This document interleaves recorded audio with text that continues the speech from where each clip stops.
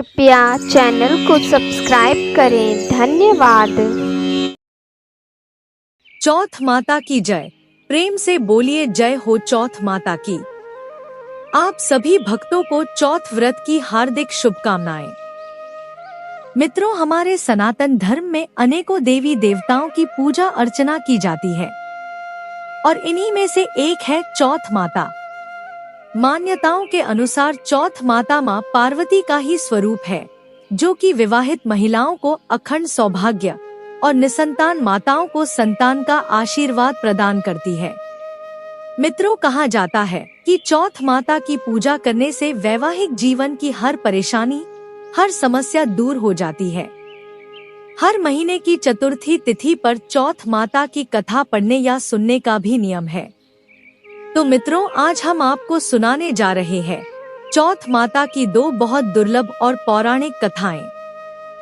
पहली कथा इस प्रकार है। प्राचीन समय की बात है। एक नगर में एक सेठ और सेठानी जी रहा करते थे। उनके एक बेटा और बहू थे। सेठ जी की बहू बहुत ही संस्कारी थी और हमेशा परिवार में सभी को भोजन करा के फिर स्वयं भोजन किया करती थी। उनकी एक पड़ोसन भी थी, जो रोज पूछती कि बहू आज क्या बनाया खाया है। बहू कहती ठंडो बासी भात। एक दिन उसके पति ने ऐसा सुनकर विचार किया कि आज क्यों ना पकवान बनाए जाएं, फिर देखें कि मेरी पत्नी क्या कहती है। उसके पति ने तरह तरह के पकवान बनवाए और घर के सभी लोगों ने एक साथ बैठकर भोजन किया। आज भी पड़ोसन ने पूछा तो बहू ने कहा ठंडो बासी भात। सेठ के लड़के ने सोचा, हो न हो कोई बात अवश्य है जिससे कि मेरी पत्नी ऐसा कहती है।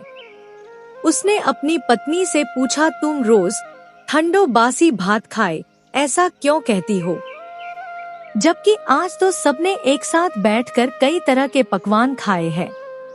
उसकी पत्नी बोली, हम लोग जो खा रहे हैं वह बाप बूढ़ों की कमाई है।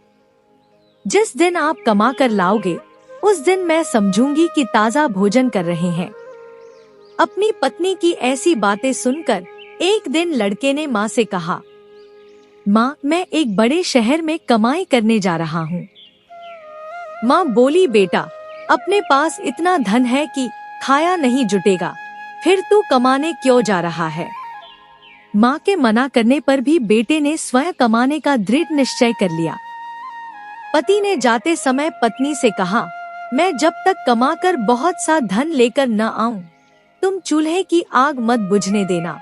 और पत्नी से ऐसा कहकर वो कमाने के लिए चला गया। एक दिन की बात है, बहू रसोई घर में काम कर रही थी और गलती से उसकी चूल्हे की आग बुझ गई। अब तो वह मन ही मन घबराने लगी कि कहीं मेरे पति पर संकट तो नहीं आन पड़ा है। और फिर सोची कि क्यों ना जल्दी से पड़ोस में से आग लाकर चूल्हे में रख दूं। बहू ऐसा विचार करके पड़ोस में आग मांगने के लिए जाती है। वहाँ पर वो देखती है कि पड़ोसन चौथ माता का व्रत पूजन कर रही थी। बहू बोली, थोड़ी चूल्हे की आग दे दो। पड़ोसन ने बहू से कहा, थोड़ी देर में आकर ले जाना। बहू ने पड़ोसन को पूजा करते हुए देखकर उससे पूछा, आप यह व्रत क्यों करती हैं? इससे क्या फल मिलता है? पड़ोसन ने कहा कि चौथ माता के इस व्रत को करने से अन्न धन लक्ष्मी मिले और हर मनोकामना पूरी होती है।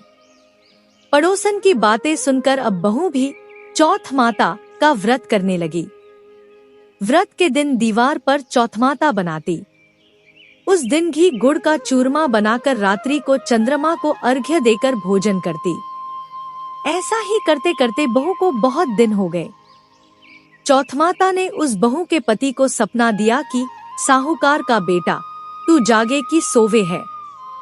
तेरी पत्नी तुझे बहुत याद कर रही है, घर जाकर उसकी चिंता मिटा। चौथ माता ने उससे कहा कि तू दुकान खोलकर कंकु केशर का पगलिया बना के बैठ जाना।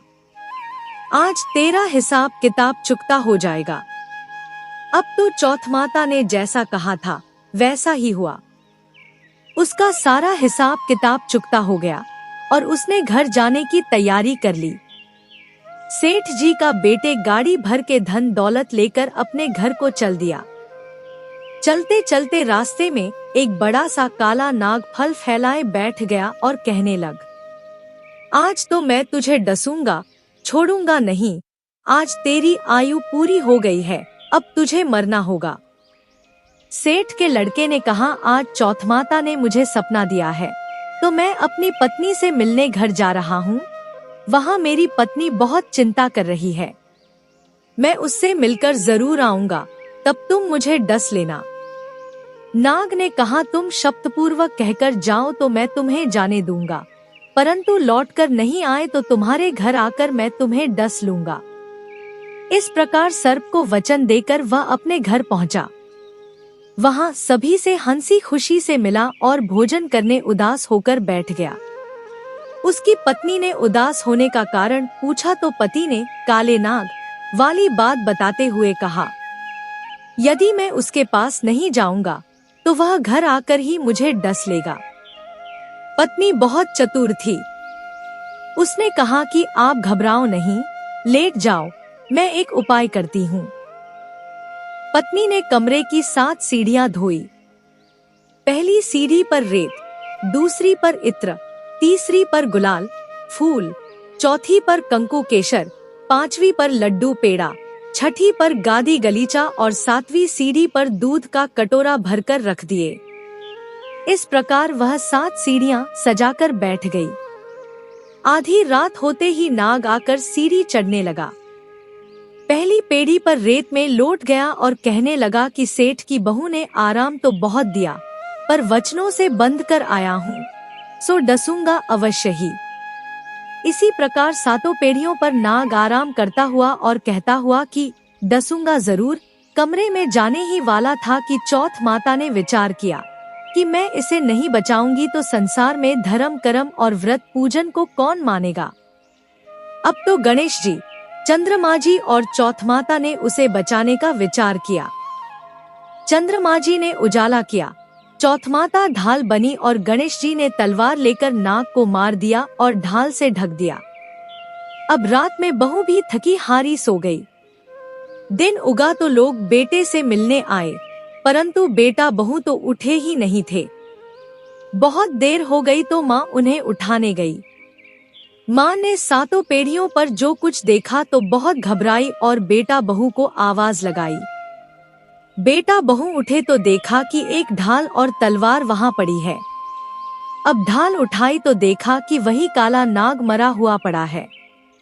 बेटा बहू ने सोचा कि आज तो धर्म कर्म ही आड़े आया है, जो भगवान गणेश जी और चौथ माता ने अपनी रक्षा की।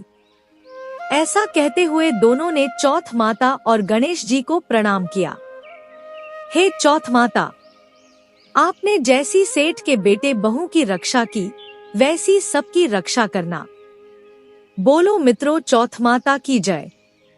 अब चलिए सुनते हैं चौथ माता की दूसरी कथा।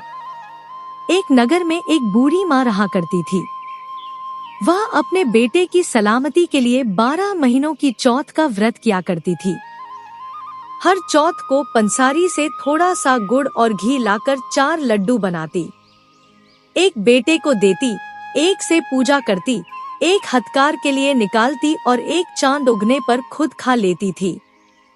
एक बार उसका बेटा अपनी ताई से मिलने गया हुआ था। उसकी ताई ने चौथ माता का व्रत रखा हुआ था। बेटे ने ताई से पूछा, तुम तो एक ही चौथ का व्रत करती हो, पर माँ तो 12 महीने चौथ व्रत करती है। उसकी ताई बोली, तेरी माँ तेरी कमाई से तरमाल खाने के लिए 12 चौथ करती है।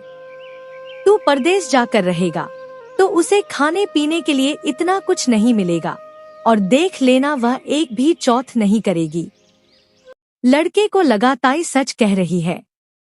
घर आकर लड़के ने माँ से कहा, मैं परदेश जा रहा हूँ, यहाँ तू मेरी कमाई खाने पीने में ही उड़ा देती है। माँ ने समझाकर रोकना चाहा, पर बेटा नहीं माना। माँ ने उसे साथ ले जाने के लिए चौथ माता की आंखें दी और कहा, मुसीबत के समय में ये आंखें तेरी मदद करेंगी। लड़का आंखें लेकर घूमते घूमते एक नगर में जा पहुंचा। वहां पर उस लड़के ने देखा कि एक बूढ़ी माँ रोती जा रही थी और पुआ बनाती जा रही थी। उस लड़के ने बूढ़ी माँ से कारण पूछा तो बूढ़ी माँ ने कहा, बेटा, इस नगर की पहाड़ी पर एक दैत्य रहता है। पहले वह नगर में आकर कई लोगों को खाने के लिए मार देता था, पर अब राजा ने आदेश दिया है कि हर घर से एक आदमी रोज दैत्य के पास भेजा जाएगा। और दुर्भाग्य से आज मेरे बेटे की बारी है, इसलिए रो रही हूँ, क्योंकि आज मेरा बेटा आखिरी बार खाना खाएगा, तो उसके लिए उसके मनपसंद खीर पुए बना रही हूँ। वह बोला, माँ, तू यह पुए मुझे खिला दे, तेरे बेटे की जगह उस दैत्य के पास मैं चला जाता हूँ। बूढ़ी माँ ने खीर पुए उस लड़के को खिला दिए और वह खा पीकर बुढ़िया के घर में सो गया। रात को जब राजा के सैनिक आए तो बूढ़ी माँ ने अपने बेटे की जगह उस लड़के को भेज दिया। दैत्य के सामने पहुंचने पर उसने चौथ माता की आंखें दैत्य की तरफ फेंक कर कहा, हे चौथ माता, यदि मेरी माँ मेरी सलामती के लिए व्रत करती है तो दैत्य का सिर कटकर गिर जाए। उसी समय तुरंत दैत्य का सिर कटकर धरती पर गिर गया। जब लड़का दैत्य के पास से वापस आ गया तो राजा ने उसकी बहुत प्रशंसा की और उसे उपहार देकर विदा किया।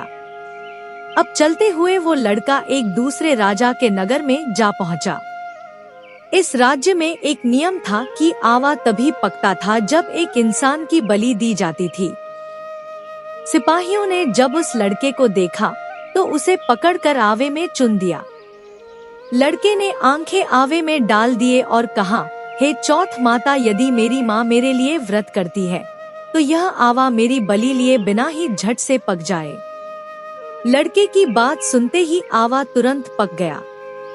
अब तो आवे में से मिट्टी की जगह सोने चांदी के बर्तन निकलने लगे। अंदर से लड़का बोला, बर्तन धीरे धीरे निकालना, मुझे लग नहीं जाए। राजा ने उसे आवे से निकलवाया और पूछा, इस आवे से तुम बच कैसे गए? लड़के ने बताया कि उसकी माँ चौथ माता का व्रत करती है और व्रत के कारण ही वह बच पाया है। राजा को लड़के की बात पर जरा भी विश्वास नहीं हुआ। राजा ने तुरंत एक चांदी की सुराही मंगवाई और कहा कि सुराही की नली से निकल कर दिखाओ, तभी मुझे विश्वास होगा। लड़के ने चौथ माता को याद करके आंखें सुराही में डाल दी और कहा, मैं भंवरा बनूं, सुराही से निकलूं। लड़का भंवरा बनकर सुराही से निकल गया। राजा में खुश होकर राजकुमारी की शादी उसके साथ करवा दी और सभी लोगों को चौथ माता का व्रत करने को कहा। उसे माँ की याद आई तो उसने राजा के पास जाकर खुद के नगर जाने की इच्छा जाहिर की। राजा ने रथ, घोड़ा, हाथी और खूब सारा दान दहेज देकर उन्हें विदा किया। बेटा बहू चौथ के दिन अपने नगर पहुंचा। वह अकेला पंसारी के यहाँ माँ का इंतजार करने लगा। सोचा चौथ है तो माँ यहाँ जरूर आएगी। थोड़ी देर बाद लकड़ी टेकती हुई माँ आती दिखी। बेटा माँ के चरणों में गिर पड़ा। कहने लगा, माँ, मैं तेरा बेटा हूँ, मुझे माफ कर दो। माँ ने उसे गले लगा लिया। लोग चौथ माता की जय जयकार करने लगे। तभी से उस नगर के सभी लोग चौथ माता का व्रत करने लगे।